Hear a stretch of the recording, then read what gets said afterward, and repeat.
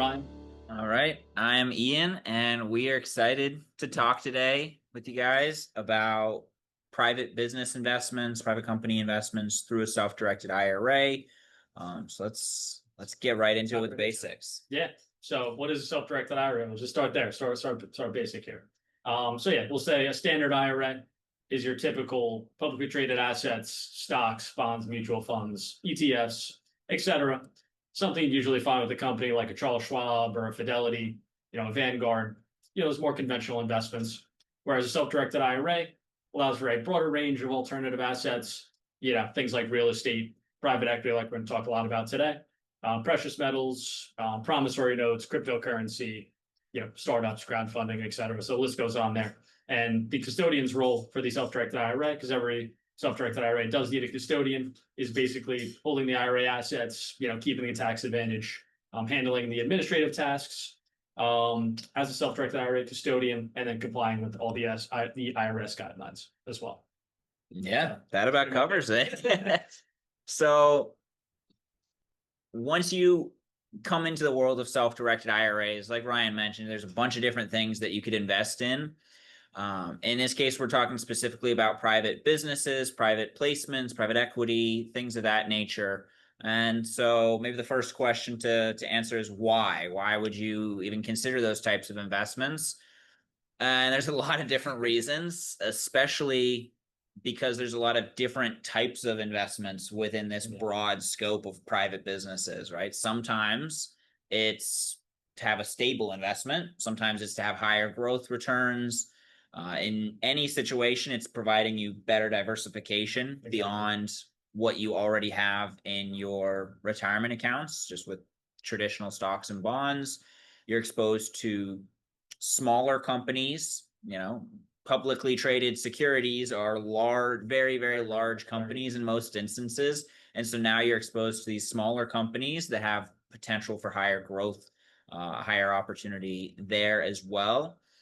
Also, a lot of our clients seem to be pretty well versed in the space. Maybe they're in hedge fund management, or they have made these types of investments personally. Now they're just stepping into it with retirement funds. Yeah, sometimes it's the bread and butter. Exactly. Yeah, they're already doing it. I don't know much about the market. I'm big on hedge funds. It's kind of like, home run for them. Exactly. Yeah. And then it lines up to whatever type of retirement account you have as well. So for some people, that's a traditional IRA that they'd set up self-directed. Some people it's Roth IRA. And some people are just starting from scratch in more uncommon instances. Some people are starting from scratch with smaller investments. They'll contribute or convert into a Roth IRA and try and take advantage of a really high return opportunity that may be available to them. Yeah.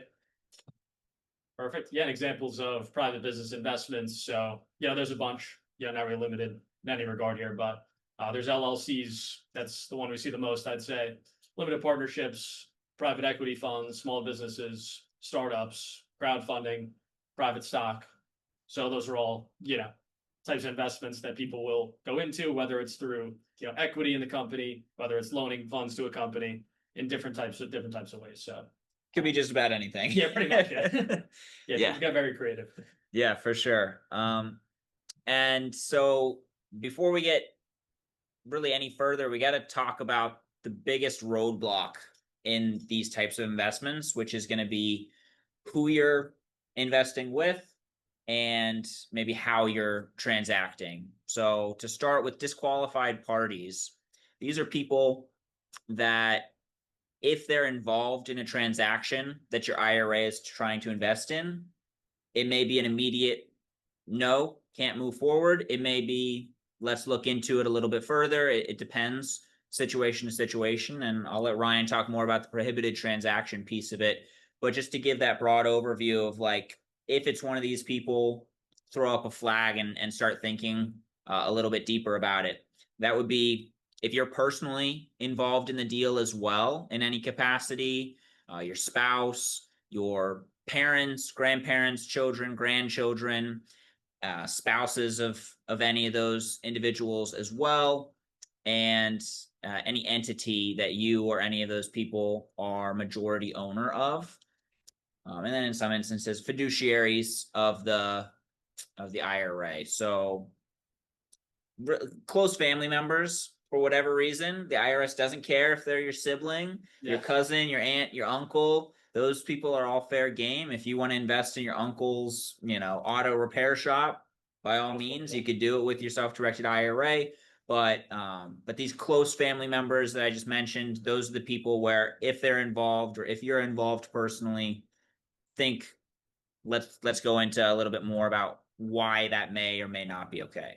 Sure. So we'll go into a couple examples of prohibited transactions. So, first off, buying a business or investing into a business where you already own 50% or more personally of the company. That would also include, if you were potentially like a CEO or a CFO or, decision maker, someone who's on both sides of the transaction. Second, lending money from your self-directed IRA to yourself or a disqualified person. So yeah, that one's pretty much self-explanatory. It's going to be blatant, self-dealing, and that's also prohibited. In addition, using SDIRA assets for personal benefit. In the case of potentially real estate, this comes up a lot, living in a property owned by the IRA. Same thing goes if you were to purchase a property from yourself personally or vice versa. And lastly, providing services to an SDIRA owned business for compensation. And that was pretty self-explanatory. Yeah. And just to sum that up, those are examples of different situations that could come up. But to sum those types of situations up, it's really if you're on both sides of a transaction, if you're benefiting from the investment. So say, as an example that comes up every once in a while, maybe you're a fund manager for a hedge fund and you want to invest in your own fund using your IRA. There's a lot of different roadblocks in that specific situation, but one of them is that you'd be receiving a management fee in a lot of cases for your IRA's investment, maybe a 2% management fee as an example. And so that's your IRA paying you directly. That's an issue. Right, exactly. If your IRA is contingent, or rather yourself personally is contingent on your IRA's investment in any way, shape, or form, and you're getting some sort of benefit there, that's kind of where the line is drawn. Exactly. Yep. And so now to get into pretty much the one situation where tax implications could come into play within your self-directed IRA. Most commonly, as is basic with retirement funds in general, whether self-directed or not self-directed, there's no tax implications during the lifetime of the account itself. It's really only before or after contributions. So with a Roth IRA, you're taxed before you make the contributions and not when you take out. With a traditional IRA, you get a write-off when you make the contributions, and then you have to pay taxes when you start taking money out at the end. In this instance, there's a potential tax implication called UBIT, unrelated business income tax, that specifically applies when you receive income from an investment your IRA makes into what's considered an active business. So what is an active business? Quite frankly, the IRS is not as clear as they could be on this. There is some gray area, maybe some inconsistencies, but generally speaking, some more obvious examples would be like a coffee shop or a grocery store, a gas station, things where there are a lot of transactions happening frequently. Service-based businesses, you could look at it like that. And that's assuming that the business is not a C Corp. If the company is a C Corp, like, as an example, Starbucks, like you're investing in Starbucks, that's a publicly traded company. It's a C Corp. So you don't have to worry about UBIT. Exactly. All public companies are C Corps. So you don't have to deal with that. But when you get into private space, it could be an LLC, could be an S Corp, could be a C Corp. So it just depends. And so that's a consideration to make. Anything to add on that? Yeah, I would like to say, I know there's a lot of questions that usually come up on UBIT. We do have a full webinar on our webinar replays page. So if anyone wants to learn more about UBIT, definitely some good information there. Sure. Perfect. Now we'll hop into how to set up the self-directed IRA with Madison Trust. So think of it as a 3-step process. Step 1 is getting the account open. Takes about 5 to 10 minutes. It's pretty quick. We're just asking for the general info, photo ID, beneficiary for the account, personal information. So that's basically step one. So we get you onboarded and approved. And then funding the self-directed IRA is basically rolling over or transferring over or contributing funds, whether that's from an old 401k that you have with your previous employer, current IRA, whether it's a pre-tax or Roth post-tax IRA, or if you just want to contribute to kind of get things started, that's also possible. So that'd be the funding method there. Then the third step is the investment. So we basically vet the investments in the case of a private business. We look at the LLC docs or the partnership docs and help you out with filling out a subscription agreement.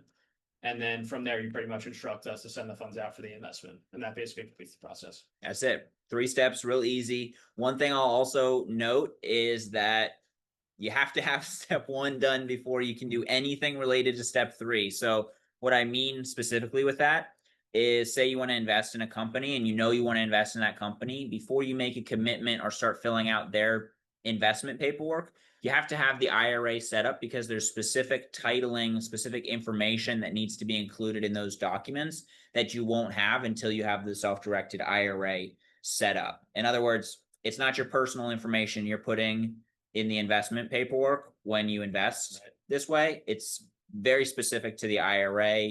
And we're happy to talk through titling and what that information may look like and things of that nature. But just something to keep in your head is, remember, don't put personal information. Don't start filling out those documents until you've already had the self-directed IRA up and running. Some other considerations is specific to what we talked about before with UBIT. There's other instances where you want to be mindful. UBIT and prohibited transactions specifically, those are the instances where you could get into some more tax assistance, where you'd need something like that from your accountant or from a tax attorney to dive a little bit deeper on that. I would encourage you to have those conversations if you're concerned about that, or if you're not sure about something. We're happy to have initial conversations. We're happy to educate you as best as we can. We do not give tax advice, though, so that we leave that to those professionals. We're here to service you on our side. Also, obviously, considering one of the major benefits of investing in private businesses within a retirement account is that those investments are generally longer term. They're not as liquid. And that's why it's better to do in a retirement account than personal funds. You don't have to worry about having your funds locked up for 3, 5, 10, 20 unknown number of years. Whereas a retirement account, even if you are getting close to retirement, you're not going to pull out the entire amount when you hit retirement age. You still have more quite a lead time. So it's usually that's a solid place to make those types of investments. So yeah, if anyone wants to contact us, anyone who's interested in learning more about the self-directed IRA, contact me or Ian. There's our contact info on the page.